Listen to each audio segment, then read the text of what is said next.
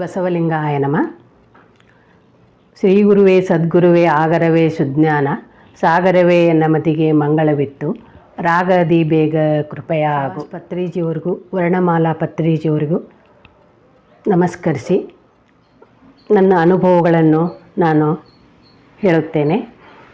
ನಾನು Shailaja M Korishettar, Haveri, Basaveshwara Nagara, 9th cross A block. ನಾನು ಸರ್ವಮಂಗಳ ಧ್ಯಾನ ಮಂದಿರದ ಉದ್ಘಾಟನೆ ಮಾಡಿದ್ದೇನೆ. ಅಕ್ಕನ ಬಳಗ, ಹೊಸಮಠ, ಪುರುಷಿದ್ದಪ್ಪನ ದೇವಸ್ಥಾನದಲ್ಲಿ ನಾನು ಧ್ಯಾನವನ್ನು ಎಲ್ಲರಿಗೂ ಹೇಳುತ್ತೇನೆ. ನಾನು ಯೂಟ್ಯೂಬ್ ನೋಡಿ ಈ ಧ್ಯಾನಕ್ಕೆ ಬಂದೆ. ಶಾಂತಲಾ ಮೇಡಮ್ಮರವರ ಸಂಕಲ್ಪ ಧ್ಯಾನವನ್ನು ನೋಡಿ ನಾನು ಈ ಧ್ಯಾನವನ್ನು ಕಲಿತೆ. ನನಗೆ ಅದ್ಭುತವಾದ ಧ್ಯಾನವಾಯಿತು. ನಾನು ಸತತವಾಗಿ 3 ವರ್ಷವಾಯಿತು ನಾನು ಧ್ಯಾನ ಮಾಡಕೊಟ್ಟು.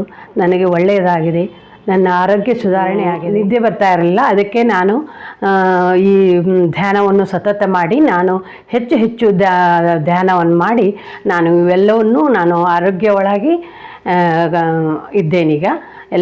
ನಾ ಈ ಒಂದು ಟ್ಯಾಬ್ಲೆಟ್ಸು ನಾನು ತೆಗೆದುಕೊಳ್ಳೋದಿಲ್ಲ. ನನ್ನ ಆರೋಗ್ಯ ಉತ್ತಮವಾಗಿ ನಡೆದಿದೆ. ಎಲ್ಲರಿಗೂ ನಾನು ಅದೇ ಹೇಳೋದು, ಎಲ್ಲರೂ ಧ್ಯಾನ ಮಾಡಿರಿ ಅಂತ ನಾನು ಎಲ್ಲರಿಗೂ, ನನಗೆ ಫ್ರೆಂಡ್ಸ್ ಸಿಕ್ಕಲ್ಲಿ, ಸಂಘ ಸಂಸ್ಥೆಗಳಲ್ಲಿ ನಾನು ಹೇಳುತ್ತೇನೆ.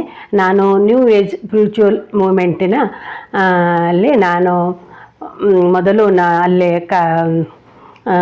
ಜೂಮ್ನಲ್ಲಿ ನಾನು ಧ್ಯಾನ ಮಾಡುತ್ತಿದ್ದೆ. ಮತ್ತು ಮೈತ್ರಿಯಲ್ಲಿ ನಾನು ಧ್ಯಾನ ಮಾಡುತ್ತೇನೆ ಜೂಮ್ನಲ್ಲಿ.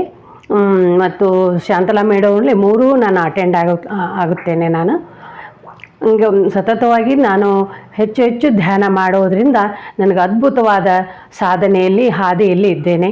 ನಾನು ಕವನಗಳನ್ನು ಬರೆಯುತ್ತೇನೆ, ನಾನು ಮತ್ತು ವಚನಗಳನ್ನು ಬರೆಯುತ್ತೇನೆ, ಮತ್ತು ಎಲ್ಲದರಲ್ಲೂ ಭಾಗವಹಿಸುತ್ತೇನೆ. ಬಹಳ ಸಂತೋಷದಿಂದ ನಾನು ಇರ್ತೇನೆ. ಸುಭಾಷ್ ಪತ್ರಿಜಿಯವರನ್ನು ಎಷ್ಟು ನೆನೆಸಿದರೂ ನನಗೆ ಕಡಿಮೆ. ಭಾಳ ಅದ್ಭುತವಾದ ನನ್ನ ಆರೋಗ್ಯವನ್ನು ಸುಧಾರಣೆ ಆಯಿತು. ನನಗೆ ಬಹಳ ಸಂತೋಷವಾಗುತ್ತದೆ.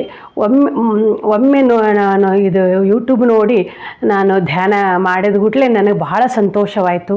ನಾನು ಕುಣಿದು ಕುಪ್ಪಳಿಸಿಬಿಟ್ಟೆ. ನಾನು ಬಹಳ ಸಂತೋಷವಾಗಿ, ನನಗೆ ಬಹಳ ಆನಂದವಾಯಿತು. ಒಳ್ಳೆಯ ಮಾರ್ಗ ನನಗೆ ಸಿಕ್ತು ಅಂತ ನಾನು ಭಾಳ ಸಂತೋಷಪಟ್ಟೆ. ಹೀಗೆ ನಾನು ಮಾಡುತ್ತಾ ಬಂದಿದ್ದೇನೆ. ನಾನು ಏನು ಅನ್ಕೋತೀನಿ, ನನ್ನ ಕೆಲಸ ಬೇಗನೆ ಆಗುತ್ತೇವೆ. ಹೀಗೆ ನಾನು ಎಲ್ಲರಿಗೂ ಒಳ್ಳೆಯದು ಮಾಡಬೇಕಾ, ನಾನು ಪಿರಾಮಿಡ್ ಕಟ್ಟಬೇಕು ನಮ್ಮ ಮನೆಯಲ್ಲಿ ಅಂತ ನಾನು ಮನಸ್ಸಿನಲ್ಲಿ ಸಂಕಲ್ಪ ಮಾಡಿಕೊಂಡೇನಿ. ಎಲ್ಲರಿಗೂ ನಾನು ಧ್ಯಾನ ಹೇಳ್ಕೊಡೋದೇ ನನ್ನದು ಮೇನ್ ಗುರಿಯಾಗಿದೆ. ಎಲ್ಲರೂ ಒಳ್ಳೆಯದಾಗಬೇಕು, ಎಲ್ಲರೂ ಧ್ಯಾನ ಮಾಡಬೇಕು ಅನ್ನೋದು ನನ್ನ ಸಂಕಲ್ಪ. ಆಮೇಲೆ ಮತ್ತು ನಾನು ವಚನಗಳನ್ನು ಹೇಳುತ್ತಾ ಇರುತ್ತೇನೆ.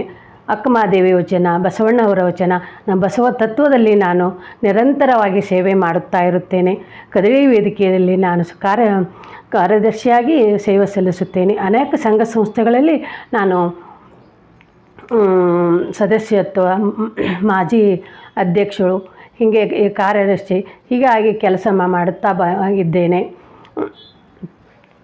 ಇಲ್ಲಿ ನಮ್ಮ ಮನೆಯಲ್ಲಿ ನಮ್ಮ ಆಂಟಿಗಳು ಮಾಡ್ತಾರೆ. ನಮ್ಮ ತಾಯಿಯವರು ಧ್ಯಾನ ಮಾಡಿ ಒಳ್ಳೆಯ ಆರೋಗ್ಯವನ್ನು ಕಂಡುಕೊಂಡಿದ್ದಾರೆ. ಬಹಳ ಅವರಿಗೆ ಸುಧಾರಣೆ ಆಗಿದೆ. ಧ್ಯಾನ ಅತ್ಯವಶ್ಯಕ. ಆಧ್ಯಾತ್ಮಿಕ ಮತ್ತು ಧ್ಯಾನ ಒಳ್ಳೆಯ ಮಾರ್ಗವನ್ನು ನಾವು ಮಕ್ಕಳಿಗೆ ಹೇಳಿಕೊಡಬೇಕು. ಈ ಧ್ಯಾನ ಮಾಡೋದರಿಂದ ಅದ್ಭುತ ಸಾಧನೆಯನ್ನು ಸಾಧಿಸಬಹುದು. ಇದು ಸುಭಾಷ್ ಪತ್ರಿಜಿಯವರು ಇದನ್ನು ಕಾರ್ಯರೂಪಕ್ಕೆ ತಂದರು. ಬುದ್ಧನು ಹೇಳಿದ ಆನಾಪಾನಸತಿ ಧ್ಯಾನವನ್ನು ನಾವು ಕಾರ್ಯರೂಪಕ್ಕೆ ತಂದವರು ಸುಭಾಷ್ ಪತ್ರಿಜಿಯವರು. ಅದನ್ನು ನಾವು ಅಳವಡಿಸಿಕೊಂಡು ನಾವು ಧ್ಯಾನ ಮಾಡಲು ಮತ್ತು ಹೇಳಿಕೊಡಲು ಪ್ರಾರಂಭಿಸುತ್ತಿದ್ದೇವೆ. ಈಗ ಎಲ್ಲರಿಗೂ ಧ್ಯಾನವನ್ನು ಹೇಳಿಕೊಡುತ್ತಾ ಸಂಘ ಸಂಸ್ಥೆಗಳಲ್ಲಿ ಬೆರೆಯುತ್ತಾ ನಾವು ಸಂತೋಷವಾಗಿ ಇದ್ದೇವೆ. ಇಂದು ನನ್ನ ಮದುವೆ ವಾರ್ಷಿಕೋತ್ಸವ ದಿನ ಏನು ಮದುವೆ ದಿನ ಇಂದಿಗೆ ನಂದು 34 ತುಂಬಿ 35 ವರ್ಷಕ್ಕೆ ತುಂಬಿತು. ಮದುವೆ ದಿನ ನನಗೆ ತುಂಬ ಸಂತೋಷವಾಗುತ್ತದೆ. ನನ್ನನ್ನು ನಾನು ಪ್ರೀತಿಸಬೇಕು ಅನ್ನೋದು ನನಗೆ ಗೊತ್ತಾಗಿದೆ. ಹೀಗಾಗಿ ನಾನು ಒಳ್ಳೆಯ ಹಾದಿಯಲ್ಲಿ ದೇಶಗಳು ನನಗೆ ಸಿಗುತ್ತಾರೆ. ಹೀಗಾಗಿ ನನಗೆ ಬಹಳ ಖುಷಿಯಾಗುತ್ತದೆ. ನಾನು ಉತ್ತಮವಾದ ಸಮಾಜದಲ್ಲಿ ಬೆರೆಯಬೇಕು, ಸಮಾಜವನ್ನು ಒಳ್ಳೆಯ ಮಾರ್ಗದಲ್ಲಿ ತರಬೇಕು ಅನ್ನೋದೇ ನನ್ನ ಗುರಿಯಾಗಿದೆ. ನಮ್ಮ ಮನೆಯವರು ಧ್ಯಾನದಲ್ಲೇ ಇರುತ್ತಾರೆ. ಅವರು ವೀರಶೈವ ಮಹಾಸಭಾದ ಅಧ್ಯಕ್ಷರು. ಅವರು ಸಭಾಭವನವನ್ನು ಕಟ್ಟುತ್ತಾ ಇದ್ದಾರೆ. ಯಾವಾಗಿದ್ದರೂ ಧ್ಯಾನದಲ್ಲೇ ಇರುತ್ತಾರೆ. ಹೀಗಾಗಿ ಕುಂತು ಧ್ಯಾನ ಇನ್ನೂ ಮಾಡಿಲ್ಲ ಅವರು. ಆದರೆ ತಮ್ಮದಾದ ಬಸವ ತತ್ವವನ್ನು ಅಳವಡಿಸಿಕೊಂಡು ಬಸವನ ಹಾದಿಯಲ್ಲಿ ಅವರು ಇದ್ದಾರೆ. ಧ್ಯಾನದಲ್ಲೇ ಇರುತ್ತಾರೆ ಅವರು ನನಗೆ ಅನಿಸುತ್ತದೆ. ಹೀಗಾಗಿ ನಾನು ಅವರಿಗೆ ಒತ್ತಾಯ ಮಾಡೋಕ್ಕೆ ಹೋಗಿಲ್ಲ.